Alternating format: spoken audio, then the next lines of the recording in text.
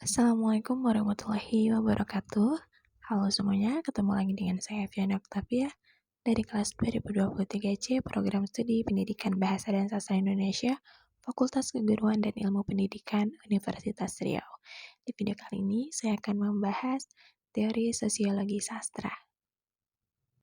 Sastrawan Indonesia Sapardi Djoko Damono dalam buku Sosiologi Sastra pada tahun 2020 halaman 5 menyebutkan pendekatan terhadap sastra dengan mempertimbangkan segi-segi kemasyarakatan ini oleh beberapa penulis disebut sebagai sosiologi sastra. Istilah sosiologi sastra pada dasarnya tidak berbeda dari sosiologi sastra, pendekatan sosiologis atau pendekatan sosiokultural terhadap sastra. Sosiologi sastra dalam pengertian ini meliputi berbagai macam pendekatan yang didasarkan pada pandangan teoritis tertentu. Dapat disimpulkan bahwa pembagian pendekatan teori sosiologi sastra dapat dilihat menjadi 3 klasifikasi. Pertama, pendekatan pengarang sebagai bagian dari lembaga sosial. Kedua, karya sastra sebagai cerminan masyarakat. Ketiga, fungsi karya tersebut sebagai lembaga masyarakat. Lalu adapun kajian aspek sosial atau telah sosiologi sastra dalam novel Orang-Orang Proyek karya Ahmad Tohari. Yang pertama, etika. Padahal Kabul tidak atau belum siap berubah pandangan terhadap dia. Kalau tidak memakai, rasanya tak enak. Pantaskah uluran tangan seorang teman yang sudah sekian lama bekerja sama disepelekan?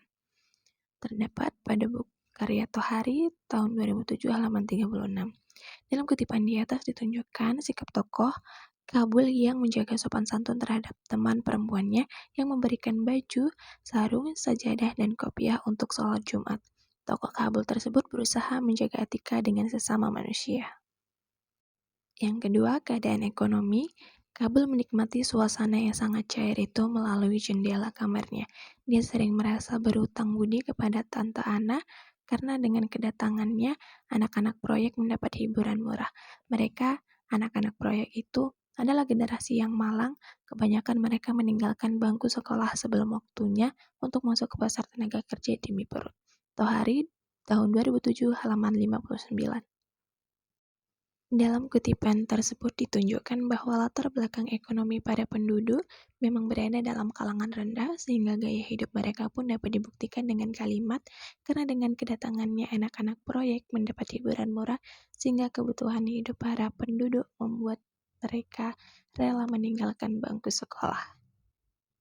Dan yang ketiga, cinta kasih.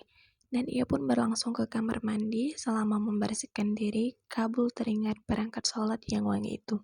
Siapa yang menaruh di sana? Kabul tahu jawabannya yang pasti benar, Wati. Tulisan di sana cukup menjelaskan semua, dan agaknya Wati sudah pulang. Tapi kok nganyar-anyari?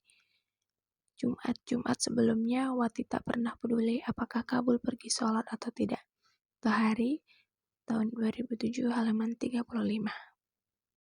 Dalam kutipan tersebut ditunjukkan sikap perhatian tokoh Wati terhadap tokoh Kabul, yaitu dengan memberikan perangkat sholat sebagai bentuk cinta kasih yang dimiliki tokoh Wati. Dengan begitu, sudah bisa diketahui bahwa tokoh Wati memiliki perasaan suka terhadap tokoh Kabul. Nah, itu dia penjelasan dari saya mengenai teori sosiologi sastra. Sampai ketemu di video selanjutnya. Wassalamualaikum warahmatullahi wabarakatuh.